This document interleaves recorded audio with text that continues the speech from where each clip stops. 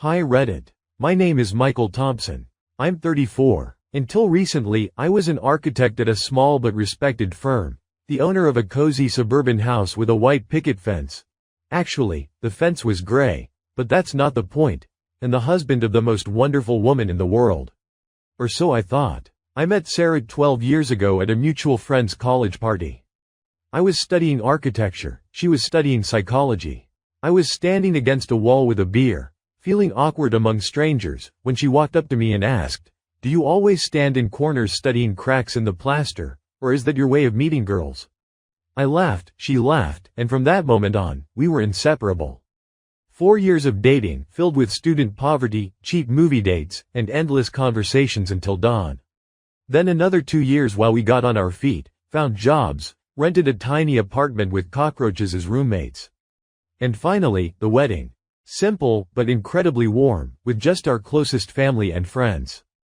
Sarah was the person who understood me without words. She knew when I needed to be alone, and when I needed her to just hold me and say nothing. She knew what coffee I liked in the morning, black, no sugar, but with cinnamon, and she always left a cup on my nightstand, even if she left for work earlier. She knew I was afraid of spiders, and she never laughed at me. She'd just grab a glass and a piece of paper and escort the uninvited guest outside. We were a team. We built a life that many dream of. And in that team, there were strictly 2 players. Until she sat down on the bench, Haley. Haley Wilson, Sarah's younger sister. 4 years apart in age, but in mindset, a good 40 years apart. If Sarah had been working in a cafe since she was 16 to buy her own clothes, Haley at 22 would proudly tell you how she convinced our parents to buy her a brand new Mercedes as a college graduation present, a college she barely graduated from, mind you. I never had warm feelings for Haley. I saw her as an inevitable accessory to Sarah, like my mother-in-law's allergy to flowers. It exists, and you just live with it. At family dinners, she'd always be on her phone, occasionally commenting on how great her Instagram photos were. When Sarah and I bought our house, Haley came to the housewarming party, drank half our whiskey, broke my favorite mug that said, "World's Best Architect," and passed out on the couch without even apologizing. Sarah just sighed. "She's tired, Mike. Don't be mad." The story that marked the beginning of the end started a year and a half ago. Haley was dating a guy named Brian. Brian was, as far as I could tell, a perfectly normal guy, worked in IT, had his own apartment, didn't drink, didn't hit her. But of course, he was not good enough for Haley. One night, my mother-in-law, Linda, called us. It was 2 in the morning. I thought someone had died. "Sarah." Linda's voice on the phone was hysterical. "Sarah, Brian broke up with Haley. He threw her stuff out on the landing. She's in a terrible state. I'm afraid she might do something to herself." Sarah, sleepy but instantly switching into big sister savior mode, started calming our mother down. I lay there, catching fragments. "Of course, Mom. She can stay with us. No, Mike doesn't mind. We'll manage." I did mind, but saying so out loud would mean being a heartless monster who wanted to abandon a poor girl in her hour of need. Sarah looked at me with puppy dog eyes. "Mike, it's just for a couple of weeks. Please." For me, I agreed. I loved her. I would have agreed to a lot of things. Haley moved in with 3 huge suitcases, a box of shoes, and a crazy gleam in her eyes. The first week, she played the part of the mourner. Wore pajamas all day, no makeup, quietly cried in the living room watching sad movies. Sarah fussed over her like she was made of glass. Cooked her favorite meals, broccoli and steak. Sarah hated cooking meat, but she tried for her sister, made her chamomile tea, tucked her in with blankets. I stayed out of the way. Went to the garage to tinker with my old motorcycle, a project I'd bought for someday. Or holed up in my office with blueprints. Haley barely noticed me. I was just background noise in her personal drama. By the end of the second month of a couple of weeks, I was grinding my teeth with frustration. The guest room had turned into Haley's boudoir. Her dresses hung there. Dozens of little cosmetic jars crowded the vanity. Her pink razors and coconut-scented shampoos appeared in our bathroom.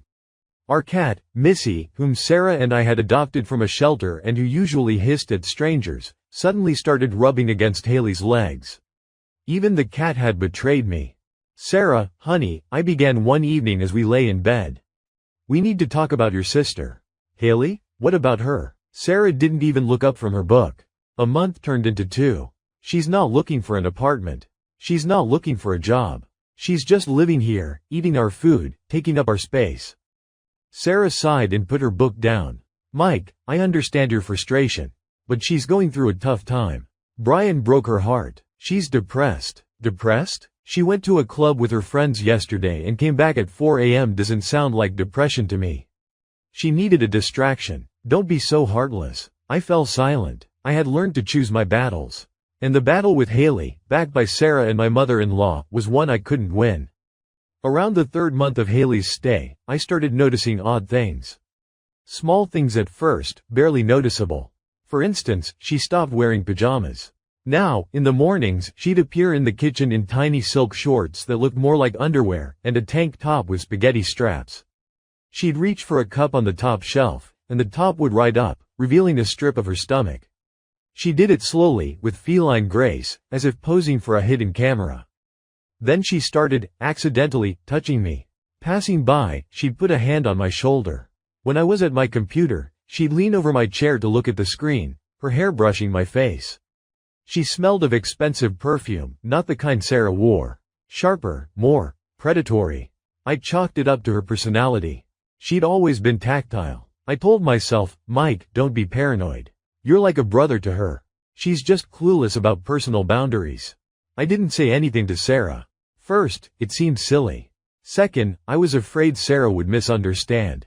Think I was full of myself, imagining things. One evening, Sarah was working late. I was in the living room watching football. Haley came out of the shower wrapped in a towel. Walked through the living room to her room without even glancing my way. The towel was short, very short. She walked slowly, like on a catwalk. I stared at the TV, pretending the game was the most important thing in my life. My heart was pounding, but not from desire, from anger. It was deliberate. It couldn't be an accident. The next morning, I tried to broach the subject with Sarah. Listen, maybe it's time Haley thought about moving out?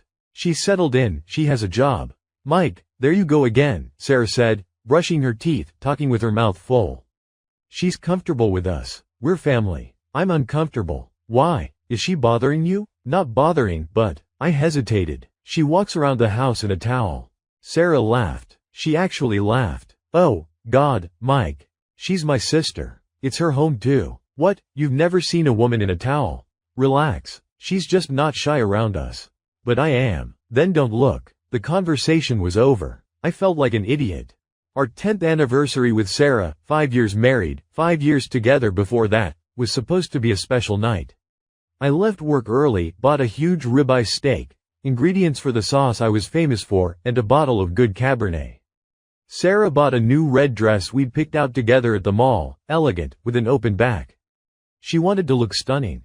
I wanted to look only at her. Haley, of course, knew all about it. She said she'd go to a friend's for the evening to leave the lovebirds alone. I got home at 6, fired up the grill on the back patio, set the table in the living room, lit candles. At 6:30, Haley came downstairs. She was wearing a red dress. The same dress. Sarah's dress. Hi, Mike, she sang, twirling around. The dress fit her perfectly, accentuating every curve. Well, how'd I look? I was stunned. Haley, that's Sarah's dress. Yeah, she said I could borrow it. She told me I could be a princess tonight. Where is Sarah? I don't know. She should be home by now. Oh, right. She called while you were in the shower. Mom had a burst pipe in the basement. Sarah went to help. She said to start without her, she'd be back soon. An unpleasant feeling prickled at me. Why didn't she call me? Probably didn't want to distract you from cooking. So, I'm starving. How about some wine? I hesitated. This felt wrong. A candlelit dinner with my sister-in-law, wearing my wife's dress, while my wife was dealing with a burst pipe. But saying no would make me look rude. We sat down. Haley chattered non-stop. Talked about her new job. She'd become a real estate assistant, new shoes, how much of a jerk Brian was. I nodded, drank my beer, and kept glancing at my watch. Sarah didn't show. An hour later, the wine was gone. I suggested opening a second bottle and saving it for Sarah. Haley insisted on opening a new one, for the three of us, but we'll start. I opened it. We drank more. Haley was flushed, her eyes bright. Mike, she suddenly asked, chin resting on her hand. Are you happy with Sarah? The question was so unexpected I choked on my beer. What? Of course I'm happy. Well, it's just, you guys are so predictable. Work home, homework. Steaks on Fridays. Don't you ever want some excitement? Adventure? I'm fine with my life. What if I offered you an adventure right now? She looked at me from under her lashes. Right here? I felt a cold rage bubbling inside me. Haley, you're drunk. You're talking nonsense. We are never discussing this. You are my wife's sister. She leaned back in her chair, pouting. Fine, your loss. I could give you what Sarah can't anymore. She's boring, Mike. You know it yourself. At that moment, the key scraped in the lock. Sarah walked in, exhausted, with dirty stains on her jeans, hair a mess.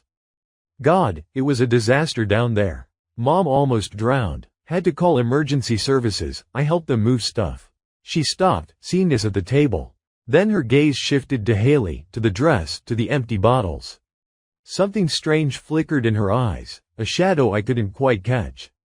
You started without me? She asked with a forced smile. Sari, I'm so sorry. Haley jumped up and hugged her sister. We didn't want to wait. Mike said the steak would get cold. That dress looks amazing on you, by the way. Thanks for letting me borrow it. Sarah looked at me. There was a question in her eyes. I didn't know how to answer. That night, in bed, I tried to tell Sarah about the conversation. About Haley offering me an adventure. Sarah just sighed tiredly. Mike, stop it. She's an idiot. She had too much to drink and said something stupid. You know she has no filter between her brain and her mouth. Don't make problems out of nothing. Sarah, this isn't nothing. Mike, I'm tired. I had a rough night. Let's just sleep. I fell silent, and that silence became my fatal mistake. The following months turned into a well-orchestrated play where I played the villain without knowing it. Haley changed tactics. The overt flirting stopped. In its place came a new strategy, the innocent family friend. She started praising me to Sarah. And she did it so often, so saccharinely, that it made me sick. Sarah, you're so lucky to have a husband like him. He helped me carry the groceries from the car yesterday. So thoughtful. Mike is just wonderful. He fixed the shelf in my closet. You have no idea how glad I am that you took me in. She constantly sought my company, but openly, in front of Sarah. Suggested watching a movie together, the three of us. Asked to play board games. Cooked dinner and set the table, fussing around me like a busy bee. Sarah would watch this and be touched. Look how hard she's trying. She's so grateful to us. I felt like a fly in a web. The more I struggled, the more tangled I became. If I refused her help or friendship, I looked like an ungrateful jerk. If I agreed, she got to be near me. One day, when Sarah wasn't home, Haley came into my office. I was working on blueprints. Mike, she said softly. I want to apologize. I looked up. For what? For that night. The anniversary. I was drunk and said stupid things. You were right to stop me. You're a good man. And a good husband. I don't want things to be awkward between us. I was taken aback. It was so unexpected, so seemingly sincere, that I almost believed her. Thanks. Apology accepted. Friends? She extended her hand. Friends, I said, shaking it. I felt relieved. Maybe, I thought, she really had come to her senses.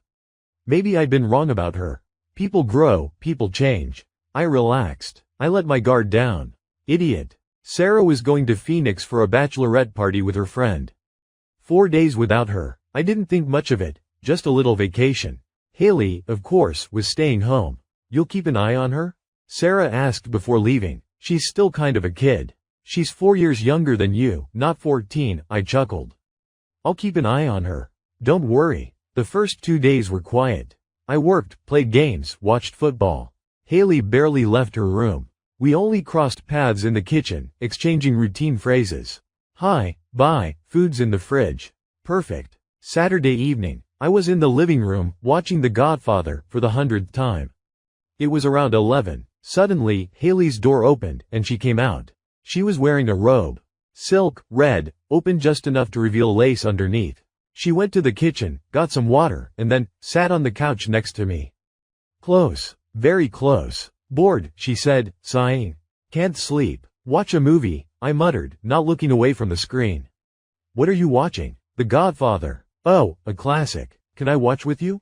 Without waiting for an answer, she curled her legs under her and settled onto the couch, practically pressing her thigh against mine. The robe rode up, revealing her leg almost to the hip. I tensed. All the old suspicions came flooding back. "Haley," I said as calmly as possible. "Go to your room. It's late." "Mike, why are you such a grump?" She ran a finger along my shoulder. "Sarah's not here. We can relax. Take a break from the family routine." I stood up, quickly. She almost fell over. "Listen to me carefully. I don't know what game you're playing. But I'm not playing it. You've crossed every line. I'm telling you right now. Tomorrow, you start looking for an apartment. And you move out. I'll talk to Sarah." Her face changed instantly. The seductive kitten vanished, replaced by a snake. "You're kicking me out?" she hissed. "Yes. We'll see what Sarah says when she finds out you came on to me." I laughed. It was a nervous laugh. "Came on to you? Are you serious?" "Dead serious. Who do you think she'll believe? You, who's done nothing but complain about me for months, or her beloved little sister? The one she's protected since childhood?"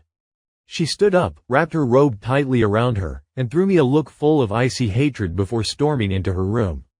I didn't sleep all night. I ran through scenarios of the conversation with Sarah in my head. I was sure the truth would prevail. That Sarah knew me. That our love was stronger than her little sister's schemes. Naive. Sarah returned Sunday evening. I was waiting on the porch like a faithful dog. The car pulled up, but two people got out. Sarah and Haley. Haley was carrying a suitcase. She glanced at me briefly, then immediately looked away, the classic gesture of a victim afraid of her abuser. Sarah walked up to me. Her face was stone. "Mike, pack a bag. You need to leave for a few days." "What? Sarah, what are you talking about?" "Let me explain." "Don't bother." Haley told me everything. About how you've been touching her for years. About how you waited until I was gone. About last night. It's a lie. She came on to me. She wore your robe and came to me on the couch. I rejected her, and now she's getting revenge." "Her robe?" Sarah's voice wavered. "Mike, that's my robe. I gave it to her because she forgot hers at mom's. And she said you held her down on the couch. You told her I was boring, that you wanted her." I couldn't breathe. "Sarah, listen to me. Please, I never." "Enough," she screamed. Tears stood in her eyes. "Enough lies." My sister cried on my shoulder for 2 hours. She was shaking with fear. She said she was scared to be in the same house with you, but she didn't leave because she didn't want to upset me. "And you're just a monster." She turned and walked into the house. Haley, passing me, lifted her eyes. There was no triumph in them. Just the quiet satisfaction of someone who had just delivered checkmate. I went to a friend's place. A week later, divorce papers arrived. Sarah refused any negotiation. Her lawyer said she didn't want to see me or hear from me. Sarah's parents sent an angry letter, calling me a pervert and a traitor. Mutual friends were divided. Some believed me, but most, under pressure from the Wilsons, preferred to stay neutral or side with poor Sarah, betrayed by her husband. I lost the house I built with my own hands. I lost the wife I loved more than life itself. I lost a part of myself. I moved into a tiny studio on the outskirts of town. Changed jobs. I couldn't look at house blueprints anymore. They reminded me of our house, and started seeing a therapist. The therapist said, "Michael, the worst thing you can do now is wait for justice. Justice may never come. You need to learn to live without it." I tried. I almost succeeded. A year passed. I was slowly getting back on my feet. A new job, designing shopping malls now, less soulful, but the pay is good, new acquaintances, occasional, pleasant dates. Life was getting better. I stopped checking Sarah and Haley's social media. I forbade myself from doing it. But, as they say, if you want to make God laugh, tell him your plans. A month ago, Tom called.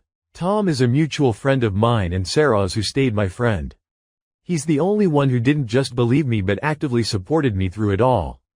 "Mike," Tom's voice sounded strange. "I've got news. Sit down." I'm sitting. "What happened? Remember Jack? Jack Morrison, the guy the first play poker with sometimes?" "Vaguely." "Why?" "He started dating Haley." I whistled. "Seriously? Poor guy. Hope he's got strong nerves." "That's the thing, Mike. He's got very strong nerves. And he turned out not to be as naive as everyone thought." Tom told me a story that made angels sing inside me. Jack Morrison is a successful owner of a chain of auto repair shops. A self-made guy. He started dating Haley about 6 months ago. She, of course, played the perfect girlfriend, beautiful, caring, with just a hint of drama. She told him the story about the evil brother-in-law who harassed her. Jack sympathized, but being pragmatic, he decided to observe. He quickly noticed oddities. Haley constantly demanded attention, threw jealous fits if he worked late, spent his money left and right. But the main thing was, she constantly sought validation of her irresistibility. Flirted with waiters, with his friends, with mechanics at his own shops. Jack stayed silent, but he was taking notes. The climax came at Tom's party. Haley had too much to drink and started openly hanging all over some guy. Jack watched from across the room, his face like stone. At home, of course, she denied everything, blamed the guy for hitting on her and Jack for not protecting her.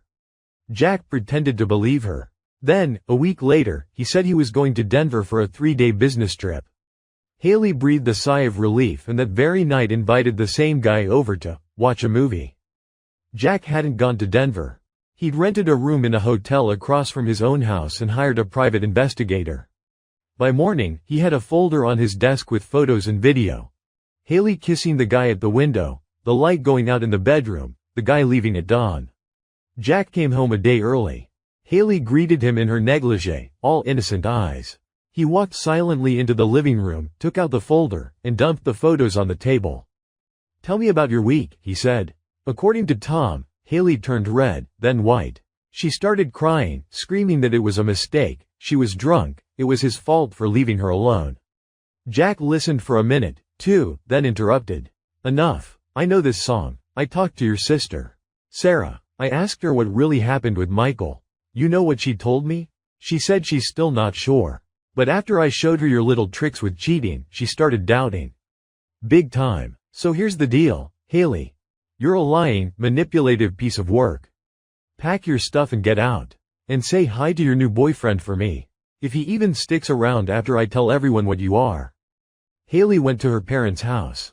Linda, my ex-mother-in-law, who had cursed me out, saw the photos and heard Jack's story. He didn't hesitate to tell it in vivid detail. And finally, her eyes were opened. She called me. I declined the first time. She called again. I answered. "Michael," Linda's voice trembled. "Michael, we didn't know. We believed her. Forgive us. For God's sake, forgive us. She's a monster. We're taking her in, we'll try to help her, but Sarah is in a bad way. She realizes what she's done." I said nothing. I didn't know what to say. Too much pain had accumulated over this past year. And now I'm sitting on the cold floor, back against the wall, staring at a single spot. In the next room, on my worn-out couch, Sarah is waiting. She's lost at least 20 pounds, dark circles under her eyes, dull hair. She was crying when I opened the door. She was crying when I let her in. She was crying as she talked. "Mike, I was blind. I was a fool. I believed her because she's my sister. Because Mom always said, 'Sarah, you're the older one, you have to take care of the younger one.' I took care of her my whole life, and she destroyed mine. Destroyed us. Forgive me. If you give me a chance, I'll prove I'm the Sarah you loved. I'll go to therapy. We'll leave this town. I'll do anything you say." I listened to her and felt empty. A year ago, I would have given anything to hear those words. I would have jumped for joy if she'd said, "I was wrong, I'm sorry." But now, looking at her, I saw not just the woman I loved. I saw the woman who, despite 12 years together, at the crucial moment, chose not to believe me. I remembered that anniversary evening. How I tried to tell her about Haley's strange behavior, and she dismissed it. How she laughed when I complained about the towels and robes. How she didn't notice, or didn't want to notice, the obvious. And how easily, how monstrously easily, she believed her sister instead of me. "Sarah," I finally said, "I need time to think. You can't show up after a year of silence and expect me to open my arms." "I understand," she whispered. "I'll wait as long as it takes." I left her in the living room and went to the kitchen. Poured myself some water, looked out the window at the rain, and then I remembered something. Something that had completely slipped my mind during this year of hell. A few weeks before Sarah left on that fateful trip, I had installed a camera in the living room. It was a small camera, disguised as a smoke detector. I bought it because there had been a few break-ins in our neighborhood, and I wanted to be able to monitor the house from my phone when we were away. I set it up, connected it to the cloud, and never used it. Then the divorce hell began, and I simply forgot about it. Forgot about it until this very second. I opened my phone, found the app, entered the password, and nearly dropped the phone at what I saw. The camera had been working all this time. It recorded video on motion detection and saved it to the cloud. I had over a year's worth of recordings from the living room. I scrolled through the history to the date of that weekend, to that Saturday when Sarah was in Phoenix. My finger hovered over the screen. If there's a recording of that evening, if the camera caught Haley in the robe coming to the couch, me standing up and kicking her out. I hit play. On the screen appeared the living room, the empty couch, the TV playing The Godfather, me sitting in the armchair with a beer. Timestamp 11:04 p.m. A few minutes later, Haley emerges from the hallway in the red robe, gets water in the kitchen, and sits next to me on the couch. I see her move closer. I see me tense up. I see me stand up and say something to her, sharply, gesturing towards the door. I see her jump up, face contorted, say something back, and storm out, slamming the door. No sound, but the picture speaks for itself. I couldn't breathe. There it was. Proof. Ironclad proof of my innocence. I could walk into the living room right now, show this to Sarah. She would see the truth with her own eyes. She would cry, beg, promise me the moon. And I would finally be vindicated in her eyes. But, instead of joy, I feel a strange calm. And a question circling in my head. Do I even need this? Do I need her vindication? She betrayed me without giving me a chance to defend myself. She destroyed our marriage without even hearing my side. And now, with the truth in my pocket, I can do anything with it. I can forgive. I can punish. I can just walk away without explaining a thing. I look at the phone screen. Then at the door where Sarah sits. I don't know what I'll choose. But for the first time in a long time, the choice is mine.